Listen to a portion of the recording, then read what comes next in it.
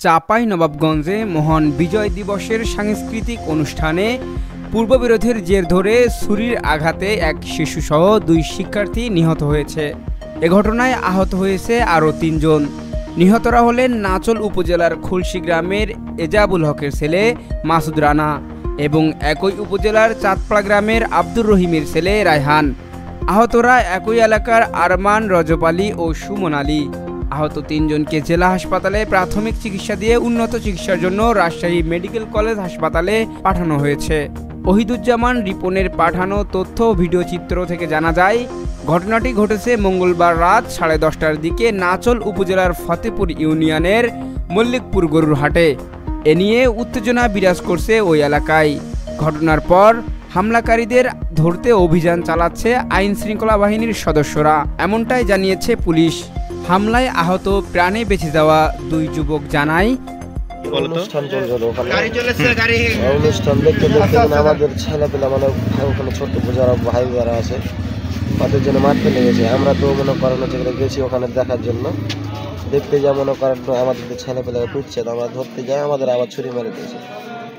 কি নিয়ে গন্ডগোল, কাদের সাথে গন্ডগোলটা আমি বলতে পারছি না। ছুরিটা কে মেরেছে আমি চিনি না ওকে, মানে আমি তো জানি না আমাকে কে ছুরি মেরেছে। আমি পরে দেখছি যে আমাকে ছুরি মেরে দিয়েছে। আমি অনুষ্ঠানে গেছিলাম। অনুষ্ঠান শুনতে আমরা হঠাৎ করে দেখছি মারামারি আওয়াজ পাওয়া যাচ্ছে। দিয়ে তখন এখানে ছুটে গেছি, আমার একটা বন্ধু হয়েছে পড়ে আছে, আমার মাপছে। আবার ছুটে গেছি, ছুটে দেখছি আমার এখানে নেওয়া দিয়েছে। তারপর ওরা পালাই গেছে।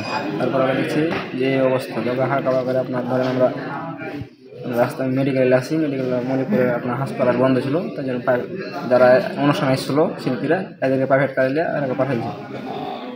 আমরা চিনি না কাদের সাথে কাদের গন্ডগোলটা, তাও সঠিক বলতে পারছি না। ওখানে আমি ছুটে দেখেছিলাম। কি কারণে গন্ডগোলটা হলো এটা বলতে পারছি না, কি কারণে গন্ডগোল না গন্ডগোল তা আমরা জানি। আমি ধরেন বাইরে থাকি সবসময়। বিজয় দিবসের অনুষ্ঠান দেখতে গিয়ে হামলায় নিহত হবে এমনটা মেনে নিতে পারছেন না নিহতদের স্বজনরা। তারা এমন ন্যাক্কারজনক ঘটনায় জড়িতদের কঠোর শাস্তি দাবি করছেন। চাঁপাইনবাবগঞ্জ 250 শয্যা বিশিষ্ট জেলা হাসপাতালের দায়িত্বরত চিকিৎসক ফাদ আকিব রেহমান জানান, নিহত ও আহতদের শরীরে ধারালো অস্ত্রের চিহ্ন রয়েছে। প্রথমে আসছিল 3 জন, প্রথম 3 জনের ভেতরে 2 জন ব্রড ডেথ, মানে আমি এখানে এসে মৃত দেখতে পেয়েছি। তো এখানে ডেথ ডিক্লেয়ার করা হলো আর কি। আরেকজন ছিল, তাকেও আহত করা হয়েছে শার্প উইপন, আমার মনে হলো ধারালো কোনো অস্ত্র দিয়ে জখম করা হয়েছে 3 জনকেই। তো একজনকে আমরা তখন রেফার করতে বাধ্য হলাম, কারণ তার উন্নত চিকিৎসার প্রয়োজন ছিল। আর পরবর্তীতে আরো 2 জন আসে, এদের ভেতরে আরেকজনকেও একইভাবে জখম করা হয়েছে, তাকেও আমরা রেফার করে দিলাম। আর আরেকজন সামান্য আঘাত পেয়েছে, সেটা ধস্তাধস্তির কারণে আমার মনে হয়। চাঁপাইনবাবগঞ্জ জেলা পুলিশ সুপার বলেছেন, একটি সাংস্কৃতিক অনুষ্ঠান থেকে ফেরার পথে হামলার ঘটনা ঘটে। হামলাকারীদের ধরতে অভিযান চালাচ্ছে পুলিশের সদস্যরা। অপরাধী যাই হোক, আইনের আওতায় এনে কঠোর শাস্তি দাবি করছেন নিহত ও আহতের স্বজনরা। সালাউদ্দিন, প্রহর 24।